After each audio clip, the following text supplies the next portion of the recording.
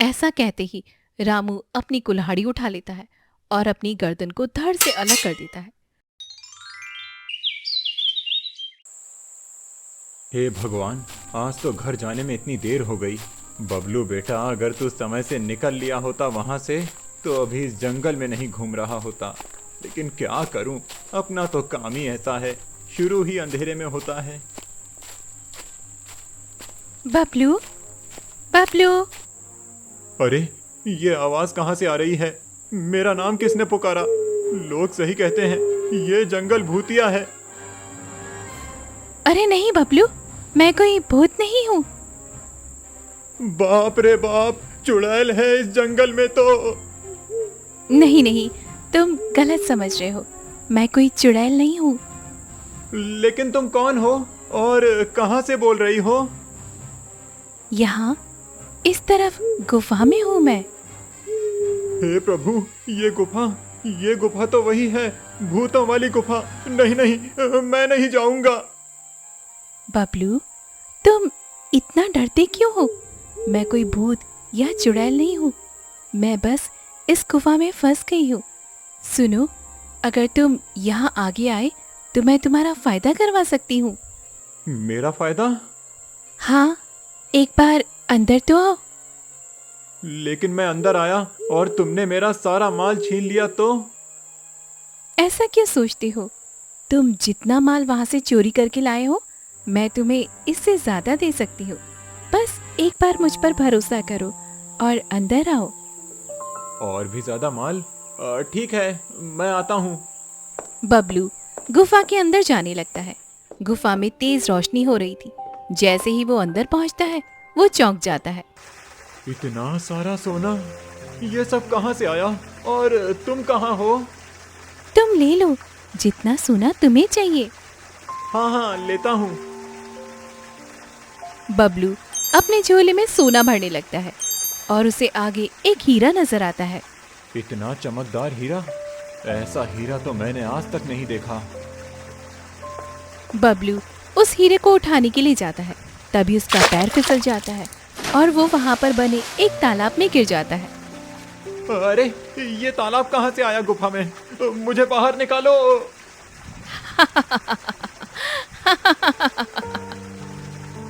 तुम हंस क्यों रही हो?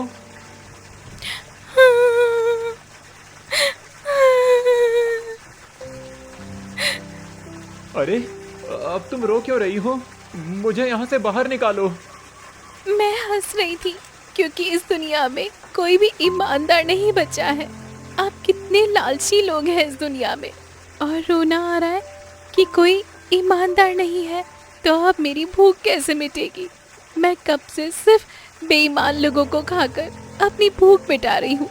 आज तक कोई भी ईमानदार इस तरफ नहीं आया है।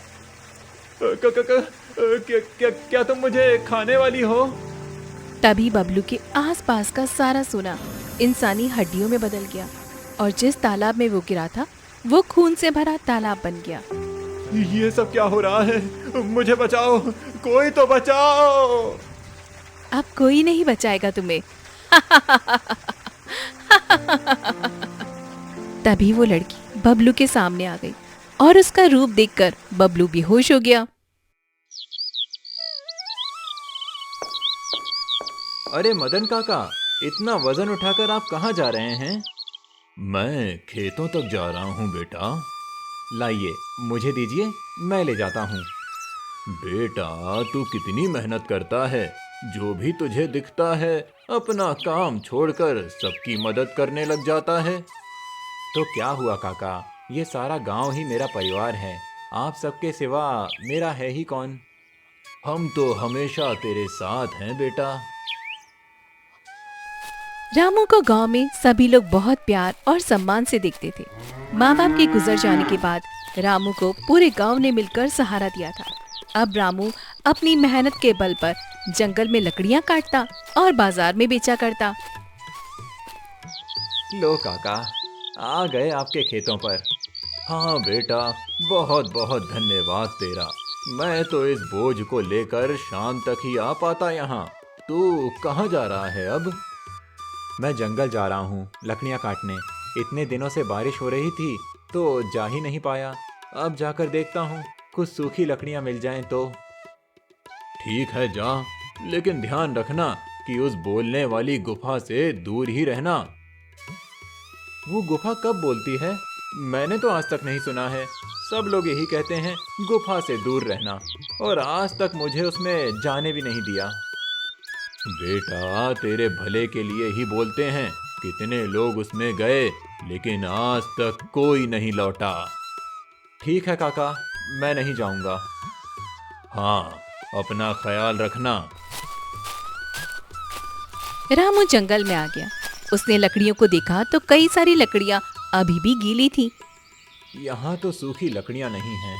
थोड़ा और अंदर जाता हूँ, शायद सूखी लकड़ी मिल जाए। रामू जंगल के अंदर जाता है और गुफा के पास पहुंच जाता है। ये रही गुफा। लोग भी ना जाने क्या क्या बातें बनाते हैं। बोलने वाली गुफा। अरे भला कोई गुफा कैसे बोल सकती है? पक्का कोई अंदर छुपा होगा और आवाज दी होगी उसने। फिर किसी ने अफवाह फैला दी होगी। खैर छोड़ो, बहुत समय हो गया है। मैं लकड़ियां काट कर निकल जाता हूँ यहाँ से।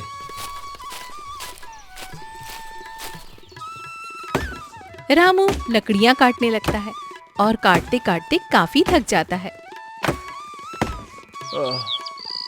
आज तो बहुत थक गया। थोड़ी देर आराम कर लेता हूँ, फिर इन लकड़ियों को लेकर यहाँ से निकल जाऊंगा। रामू वही एक पेड़ के नीचे बैठकर आराम करने लगता है, लेकिन थकान के कारण उसकी आंख लग जाती है और अंधेरा हो जाता है। रामू, रामू। हाँ, ये कौन बोला? मैं इधर हूँ। इधर आओ, इस गुफा में आओ।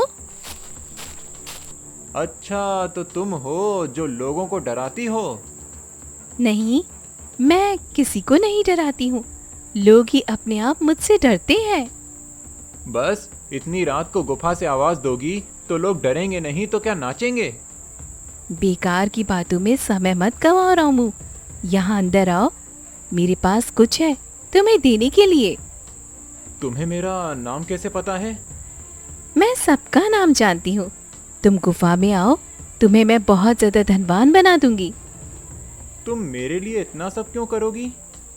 क्योंकि मैं चाहती हूँ तुम लकड़ियाँ काटना छोड़ दो और अच्छे से अपना जीवन बिताओ। नहीं, मुझे नहीं चाहिए, लेकिन मैं देखना चाहता हूँ तुम कौन हो और इस गुफा में क्या कर रही हो। हाँ, अंदर आओ, अंदर आओ। रामू गुफा के अंदर जाने लगता है और गुफा में उसे सोने का ढेर नजर आता है। हे भगवान, इतना सारा सोना!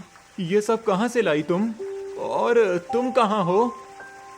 तुम्हें जितना सोना चाहिए तुम ले सकते हो रामू। नहीं नहीं, मुझे कुछ नहीं चाहिए। लेकिन तुम कहाँ हो? तुम दिख नहीं रही हो। सामने तो आओ। ठीक है, मैं सामने आती हूँ। वो लड़की सामने आती है और उसे देखकर रामू चौंक जाता है। वो लड़की देखने में बहुत ही बदसूरत और डरावनी थी और उसकी चोटी दीवार से बंधी हुई थी। ये किसने किया तुम्हारे साथ? और तुम्हें चोटी से किसने बांधा? मेरा नाम रूपवती है। मैं विराट नगर में राजा की बेटी हूँ। यहाँ पर मैं बस अपनी गलती की सजा भुगत रही हूँ। कौन सी गलती? मैं तुम्हें अपनी कहानी सुनाती हूँ। बहुत सदियों पहले यहाँ पर विराट नगर हुआ करता था।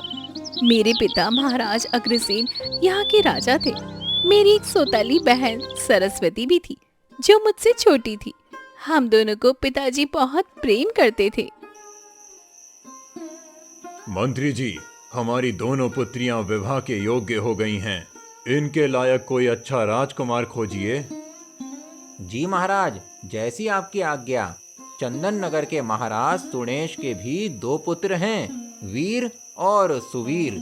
वो दोनों हमारी राजकुमारियों के लिए उत्तम वर साबित हो सकते हैं। उत्तम वर साबित होने के लिए उन्हें परीक्षा से गुजरना होगा, तभी हम मानेंगे कि वो हमारी पुत्रियों के लिए ठीक हैं या नहीं। ठीक है महाराज, आप बताइए आगे क्या करना है। उन दोनों राजकुमारों को महाअभिषेक में बुला लो, जिससे हम उनकी परीक्षा भी ले लेंगे और किसी को खबर भी नहीं होगी। अति उत्तम। वीर और सुवीर दोनों राजकुमारों के आने की खबर विराट नगर में फैल गई। कई कुंवारी कन्याएं उन्हें देखने के लिए उत्सुक हो गईं और महल में हो रहे महाअभिषेक में शामिल होने लगी। दीदी, ये इतनी कन्याएं महल में किसने बुलाई है? तुम्हें नहीं पता क्या? चंदन नगर में राजकुमार वीर और सुवीर आए हुए हैं। उन्हें देखने के लिए यहाँ पर सब लोग आए हैं। वीर और सुवीर? हाँ, सुना है बहुत ही सुंदर और पराक्रमी राजकुमार है दोनों। अच्छा, तो फिर मैं भी मिलकर आती हूँ। हमारे मेहमान हैं वो, आप भी चलिए ना। मुझे राजकुमारों में कोई दिलचस्पी नहीं है। अरे चलो ना दीदी, हर वक्त अपने कक्ष में रहती हो, बाहर चलो, थोड़ा मन बहल जाएगा। ठीक है, अगर तुम बोलती हो तो मैं चलती हूँ। हाँ, ये हुई ना बात। दोनों बहनें वीर और सुवीर को ढूंढते हुए बाग में आ जाती हैं। तालाब किनारे खड़े दोनों राजकुमार देवता की तरह लग रहे थे। सरस्वती को वीर पसंद आ जाता है। अच्छा, तो आप हैं वो दोनों राजकुमार जिन्होंने आते ही हमारे महल में हलचल बढ़ा दी है। वीर और सुवीर दोनों ही सरस्वती की तरफ देखते हैं और उस पर मोहित हो जाते हैं। आपके सामने हम क्या ही हैं। हाँ राजकुमारी जी, आप तो स्वर्ग लोक से धरती पर उतर आई हैं। आप लोगों की बातें बड़ी अच्छी हैं। ये मेरी दीदी है रूपवती और मैं सरस्वती। मैं वीर और ये मेरे बड़े भैया सुवीर। अच्छा, ठीक है, शाम को पूजा में हम आपसे मिलते हैं। जरूर, आपका इंतजार रहेगा। दोनों राजकुमार की बातें सुनकर रूपवती को कुछ गड़बड़ लगने लगती है। उन दोनों की नजरें सरस्वती के ऊपर से हट ही नहीं रही थी, जिस वजह से रूपवती को जलन होने लगती है। चलो दीदी, हम वापस चलते हैं। सरस्वती रूपवती को लेकर जाने लगती है। तो दीदी, कोई पसंद आया आपको? दोनों इतने भी खास नहीं, लेकिन वीर ठीक है। आपको वीर पसंद आया? अगर तुझे पसंद आया तो तू रख ले। नहीं नहीं दीदी, ऐसे कैसे? आपको पसंद है ना, तो कोई बात नहीं। दैट पगली, बड़ी तू है या मैं? तू पसंद कर उसे, मैं तो किसी और को ढूंढ लूंगी। आप कितनी अच्छी हो दीदी। मैं आज पूजा के बाद पिताजी से बात करूंगी। ठीक है, आप ना, मैं थक गई हूँ, तो मैं अपने कक्ष में जाकर आराम कर लेती हूँ। रूपवती अपने कमरे में जाने लगी। तभी उसे अपने पिताजी और मंत्री की बातें सुनाई दी। महाराज, दोनों राजकुमारियां मिलने गई थीं वीर और सुवीर से। काफी देर तक बात हुई उनकी। ये तो अच्छी बात है, तुम नजर रखो उन पर। वो तो ठीक है महाराज, पर आपके मन में क्या चल रहा है? आपका कोई उत्तराधिकारी भी नहीं है। हाँ मंत्री जी, मैं इस बारे में सोच चुका हूँ। वीर और सुवीर में से जो भी ज्यादा होशियार होगा, उसे मैं अपनी जगह राजा बना दूंगा और दूसरे को सेनापति। ये तो अच्छा विचार है। दोनों राजकुमारियां प्रसन्न रहेंगी। हाँ, आप शाम के पूजन की सारी तैयारियां कीजिए अब। जो आज्ञा महाराज। शाम के वक्त सभी लोग महाअभिषेक में शामिल हुए और सरस्वती अपने पिता के पास आकर खड़ी हो गई। वीर और सुवीर ने एक दूसरे को देखा और महाराज से बोले, महाराज, हम आपसे कुछ कहना चाहते हैं। कहो वीर, क्या बात है? मुझे आपकी एक पुत्री पसंद आ गई है। मुझे भी। दोनों राजकुमार की बात सुनकर सरस्वती और रूपवती एक दूसरे की तरफ देखने लगे। लगता है आपकी बात कर रहे हैं दोनों। दोनों का मैं क्या करूंगी? महाराज, मुझे आपकी बेटी सरस्वती पसंद है।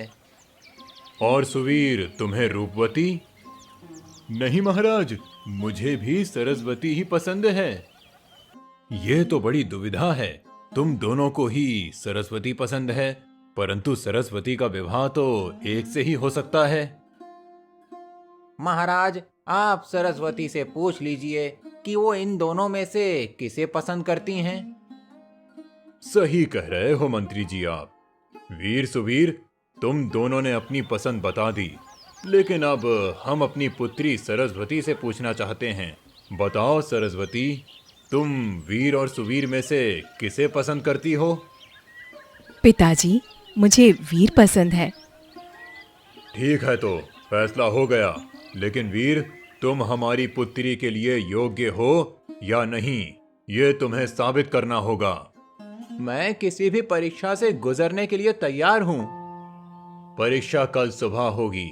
तलवारबाजी का अभ्यास कर लेना तुम। ठीक है महाराज। सभी लोग अपने कक्ष में लौट जाते हैं और वीर तलवार चलाने का अभ्यास करने लगता है। तभी आधी रात के वक्त महल में शोर मच जाता है। अरे, ये कैसा शोर है? सभी लोग इतना चिल्ला क्यों रहे हैं? बचाओ, बचाओ, बचाओ, कोई छोटी राजकुमारी को बचाओ, उनके कक्ष में आग लग गई है। क्या? राजकुमारी के कक्ष में आग? मुझे राजकुमारी को बचाना होगा। वीर भागता हुआ सरस्वती के कक्ष की तरफ जाता है। सरस्वती आग की लपटों में घिरी हुई थी। हमारी पुत्री को कोई बचाओ, जल्दी से आग बुझाओ, पानी डालो। मैं बाहर निकाल कर लाता हूँ उन्हें। पर आग बहुत तेज है, तुम राजकुमारी को कैसे बचाओगे? पिताजी, पिताजी, हमें बचाइए। हम जलकर नहीं मरना चाहते। पिताजी! मेरी पुत्री, हम कुछ करते हैं। तभी वीर सबके सामने आग में कूद जाता है और सरस्वती को उठाकर बाहर ले आता है। वीर, आज तुमने साबित कर दिया कि तुम सरस्वती के लिए योग्य वर हो। इसका मतलब ये आग ही तुम्हारी परीक्षा थी। अगर मैं अंदर नहीं जाता तो राजकुमारी खिड़की से निकलकर बाग के रास्ते बाहर आ जाती। इसका मतलब मैं परीक्षा में सफल हो गया। हाँ, अब हम तुम्हारा विवाह अपनी पुत्री सरस्वती से करवा देंगे और साथ ही तुम्हें अपने राज्य का उत्तराधिकारी भी घोषित करते हैं। महाराज अग्रसेन ने फैसला कर दिया और बहुत ही धूमधाम से सरस्वती का विवाह वीर से करवा दिया। सरस्वती विवाह कर चंदन नगर पहुंच गई और महाराज अग्रसेन की तबीयत भी अब खराब रहने लगी। वैद्य जी, पिताजी के स्वास्थ्य में कोई सुधार नहीं दिख रहा है। आप उन्हें कोई अच्छी सी औषधि दे दीजिए। राजकुमारी, मैंने सारे उपाय कर लिए। महाराज की उम्र हो चुकी है अब, और अब शायद उनका समय निकट है। इस तरह मत कहिए, पिताजी को हम कुछ नहीं होने देंगे। राजकुमारी रूपवती, आपको महाराज ने याद किया है। हम अभी आते हैं मंत्री जी। रूपवती अपने पिता के पास आई। महाराज अग्रसेन ने उसे अपने पास बिठाया और बोले, पुत्री, मुझे बहुत दुख है कि मैं तुम्हारा विवाह किए बिना ही जा रहा हूँ। इस तरह मत कहिए पिताजी, आपको कुछ नहीं होगा। नहीं, मुझे अब मेरी मृत्यु नजर आने लगी है। तुम वीर को यहाँ बुलाकर सिंहासन उसे सौंप देना और प्रजा का ख्याल रखना। लेकिन पिताजी, मैं भी तो आपकी जगह सिंहासन संभाल सकती हूँ। नहीं रूपवती, तुम राजकुमारी हो, तुम्हारा कार्य ये नहीं है। तुम अपना ख्याल रखना, और वैसे भी हम वीर को उत्तराधिकारी घोषित कर चुके हैं। ठीक है पिताजी, जैसी आपकी आज्ञा। कुछ दिनों के बाद महाराज अग्रसेन परलोक सिधार गए। रूपवती ने वीर और सरस्वती को बुलावा भेज दिया। वीर ने सिंहासन संभाल लिया। मंत्री जी, आज से मैं राज्य के सारे काम देखूंगा और विराट नगर में मेरा राज्य होगा। आप मुझे राज्य के हर विभाग की जानकारी दीजिए। जी महाराज। दीदी, पिताजी के जाने के बाद तुम्हारी हालत कैसी हो गई है? अपने आप को संभालो। मेरी मानो तो अपने लिए कोई अच्छा सा वर खोजकर विवाह कर लो दीदी। नहीं सरस्वती, मुझे विवाह की कोई आवश्यकता नहीं। तुम अब यहाँ की महारानी हो, अपना कार्यभार भी संभालो। लेकिन दीदी, आप बड़ी है, आप जैसा चाहेंगी वैसा ही होगा। मेरे चाहने से आज तक कुछ भी नहीं हुआ है। तुम अब मुझे और परेशान मत करो, जाओ यहाँ से। ठीक है दीदी। सरस्वती बाहर आ गई। उसे उदास देखकर वीर ने कहा, क्या हुआ? तुम इतना परेशान क्यों हो? मुझे दीदी की चिंता होने लगी है। वो अकेली रहती है और किसी से बात भी नहीं करती। इस तरह तो वो बीमार हो जाएंगी। मैं उनसे बात करता हूँ। वीर रूपवती के पास आता है और उससे बात करने की कोशिश करता है। क्या हुआ रूपवती? तुम इतना परेशान क्यों हो? वीर, तुम्हें पता है पिताजी ने मुझे आज तक सब कुछ दिया, लेकिन वो नहीं दिया जो मुझे चाहिए था। क्या चाहिए था आपको? हमें बताइए, हम देते हैं। मुझे ये सिंहासन चाहिए था। लेकिन महाराज ने तो मुझे उत्तराधिकारी बनाया था। अगर आप इस योग्य होती तो आपको भी बना देते। क्या लगता है मैं राज्य नहीं संभाल सकती? कोई बात नहीं, दूसरी चीज जो मुझे पसंद थी वो भी नहीं मिली मुझे। दूसरा क्या पसंद था आपको राजकुमारी? तुम वीर, तुम। ये आप क्या कह रही हैं? भला ऐसे कैसे हो सकता है? आपकी बहन का पति हूं मैं। कैसी बहन? सौतेली बहन है वो मेरी। मुझे उसकी कोई चिंता नहीं है। ये सब बातें उनसे कभी मत कहना। वो आपको बहुत प्रेम करती हैं, हमेशा आपकी चिंता करती हैं। तो ना करे चिंता, मुझे क्या। आपका मानसिक संतुलन खराब हो चुका है। मैं वैद्य जी को भेजता हूँ। जाओ यहाँ से, चले जाओ वीर, यहाँ से चले जाओ, सब चले जाओ यहाँ से। फिर एक दिन रूपवती महल छोड़कर चली गई और फिर किसी गुफा में जाकर तंत्र मंत्र सीखने लगी। उसने कई काली शक्तियां हासिल कर ली। रूपमती, अब तुम बहुत ताकतवर हो चुकी हो, लेकिन तुमने ये सब क्यों सीखा है? अपना हक वापस पाने के लिए। तुम्हारा हक? हाँ, मेरा हक, मेरा राज्य, मेरा खजाना। तुम्हारा राज्य? हाँ, मैं विराट नगर की राजकुमारी रूपवती हूँ। वीर उसका महाराज बन बैठा है। मुझे मेरा खजाना और मेरा सिंहासन वापस चाहिए। मिल जाएगा तुम्हें तुम्हारा हक, और अगर तुम और भी ताकतवर होना चाहती हो तो तुम्हें बलि देनी होगी किसी मानव की, जिससे शैतान तुमसे प्रसन्न हो जाए और तुम्हें अपनी शक्तियां दे दे। ठीक है, मैं बलि दूंगी, लेकिन अभी किसी काम से मुझे महल लौटना होगा। रूपवती महल वापस आती है और उसे देखकर सरस्वती बहुत खुश होती है। दीदी, आप कहाँ चली गई थी? हमने आपको कहाँ कहाँ नहीं खोजा। अपने मन की शांति के लिए ध्यान लगाने चली गई थी, लेकिन अब मैं वापस आ गई हूँ। पर ये राज्य में हो क्या रहा है? इतना परेशान क्यों है लोग? दीदी, पिछले 2 साल से बारिश नहीं हुई है, खजाना भी आधा खाली हो गया है। प्रजा का ध्यान रखते रखते न जाने राज्य को किसकी नजर लग गई। कोई बात नहीं, सब ठीक हो जाएगा। रूपवती वहां से सीधा खजाने को देखने के लिए आती है। मेरे खजाने को प्रजा पर लुटा दिया। अगर मैं आने में देर करती तो यहाँ तो मुझे बस धूल और मिट्टी ही मिलती। मेरा खजाना सिर्फ मेरा है और किसी का नहीं। ऐसा कहकर रूपवती ने मंत्र पढ़ने शुरू कर दिए और धीमे धीमे खजाना गायब होने लगा। थोड़ी देर में पूरा खजाना खाली हो गया और रूपवती वहां से गायब हो गई।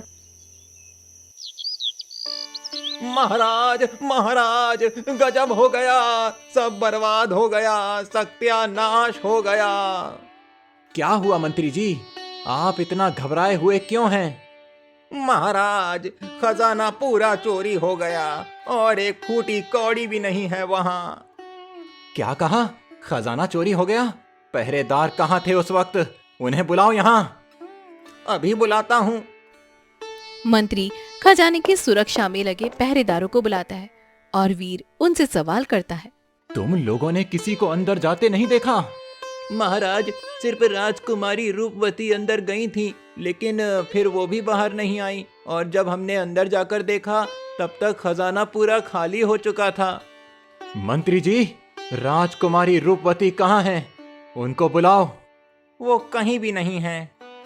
राज्य में सभी जगह पर सैनिकों को लगा दिया जाए और रूपमती को खोजिए। प्रजा को कुछ भी पता नहीं चलना चाहिए कि खजाना चोरी हो चुका है। मेरे भाई सुवीर से कहकर चंदन नगर से आर्थिक सहायता मांगिए। जी महाराज। मुझे नहीं लगता कि दीदी ने कुछ किया होगा।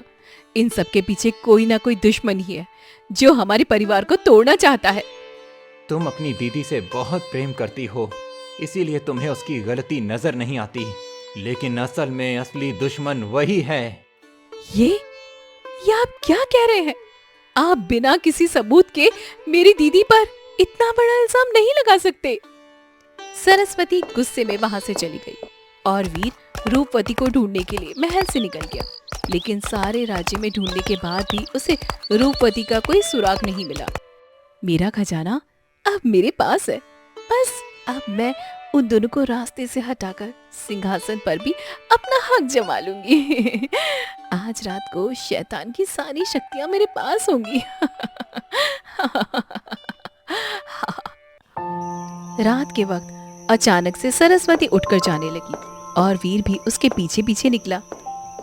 सरस्वती, तुम कहाँ जा रही हो? सरस्वती, सुनो, इतनी रात को कहाँ जा रही हो? सरस्वती को वीर की आवाज सुनाई नहीं दे रही थी। वो बस चलती जा रही थी और चलते चलते सब गुफा में पहुंच गए। अरे सरस्वती, तुम आ गई? मुझे लगा थोड़ी देर करोगी। रूपवती, तुम ये सब क्या है? तुम भी आ गए अपनी पत्नी के पीछे? कोई बात नहीं, तुम दोनों को मैं अपने रास्ते से हटाना चाहती हूँ, तो मैं एक काम करूंगी, मैं तुम दोनों को एक साथ ही हटा दूंगी। आज ही बलि दे दूंगी तुम दोनों की। क्या कहा तुमने? अपनी बहन की जान लोगी? मैं तुम्हारी भी जान लूंगी। रूपवती उन दोनों को मारने ही वाली थी कि तभी उसके गुरु वहां पर आ गए और बोले, रुक जा रूपवती, आज समय ठीक नहीं है। शैतान को बलि चढ़ाने का सही समय कल है। तुम कल इन दोनों की बलि चढ़ा देना। ठीक है, कल तक और साथ रह लो तुम लोग, कल तुम्हारे जीवन का आखिरी दिन होगा। रूपवती ने दोनों को कैद कर लिया और अगले दिन का इंतजार करने लगी। अगले दिन सरस्वती होश में आई और अपने आप को कैद में देखकर चौंक गई। ये सब क्या है? हम कहाँ पर हैं? ये सब तुम्हारी दीदी ने किया है, इसीलिए आज हम यहाँ हैं। आज वो हमारी बलि देने वाली है। क्या कहा? दीदी कहाँ है? मैं यहाँ हूँ छोटी बहन। आज तुम्हारे जीवन का आखिरी दिन है और उसके बाद मैं बनूंगी विराट नगर की रानी। दीदी, अगर आपको रानी बनना था, आप हमसे सिंहासन मांग लेती। हमने तो आपके जन्मदिन पर आपको सिंहासन सौंपने की योजना भी बना ली थी, लेकिन शायद आप सिंहासन के लायक ही नहीं है दीदी। चुप रह, बहुत ज्यादा बोल रही है तू। अब बस कर, कुछ ही देर और फिर तुम दोनों का खेल हमेशा हमेशा के लिए खत्म। रात हो चुकी थी।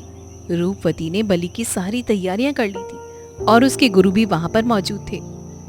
रूपवती, क्या तुम तैयार हो? हाँ गुरुजी, अब मैं तैयार हूँ। ठीक है, इन दोनों की गर्दन शैतान को भेंट करो, काट दो इनके सर। जी गुरुजी, पहले अपनी बहन के सिर को चढ़ाऊंगी, उसके बाद उसके पति की बारी आएगी। रूपवती तलवार लेकर आगे बढ़ने लगी और उसने वार करने के लिए तलवार को उठाया। तभी मंत्री ने आकर गुरुजी को आगे की तरफ धक्का दिया और सरस्वती की जगह गुरुजी की गर्दन कट गई। नहीं, ये क्या हो गया?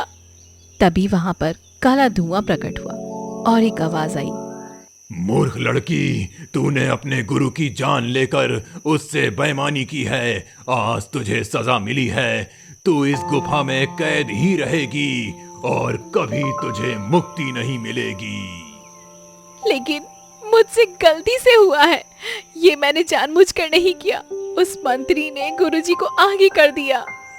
ठीक है, अगर तुझसे गलती हुई है तो तू तभी मुक्त हो सकती है जब कोई ईमानदार व्यक्ति तेरे लिए अपनी बलि शैतान को चढ़ाए और उसके खून को पिए, तभी तू आजाद हो सकेगी। सरस्वती और वीर वहां से जाने लगे। सरस्वती, रुक जा, मेरी बहन मुझे बचा ले, मैं यहाँ कैसे रहूंगी? दीदी, मैं आपको सबसे बढ़कर मानती थी, लेकिन लालच में आकर आपने क्या क्या नहीं किया। अब मैं आपकी कोई सहायता नहीं कर सकती। ये सब बस आपके कर्मों का फल है। अगर आज तुमने अपनी शक्तियों का प्रयोग प्रजा की भलाई के लिए किया होता तो वो तुम्हें महारानी बना देते, लेकिन तुम्हारे इरादे नेक नहीं थे। अब तुम यहाँ इंतजार करना, कौन आएगा तुम्हारी सहायता करने। मुझसे बहुत बड़ी गलती हो गई है सरस्वती, हो सके तो तुम लोग मुझे माफ कर देना। रूपवती की चोटी दीवार से बंध गई और वो बदसूरत हो गई। तो ये है मेरी कहानी। मैं इंतजार कर रही हूँ अपनी मुक्ति के लिए, उस ईमानदार इंसान का। इतने सालों से कष्ट में हूँ, मुझे अपनी गलती की सजा रोज मिलती है। मेरी मदद करो तुम। यहाँ जितने भी लोग आते हैं सब बेईमान थे। मैं तुम्हें यहाँ से मुक्त करूंगा, मैं अपनी बलि दूंगा। तुम बहुत ईमानदार हो, मैं हमेशा तुम्हारी कर्जदार रहूंगी। अब समय कम है, मैं अभी अपनी बलि दिए देता हूँ, फिर तुम मेरा खून पी लेना।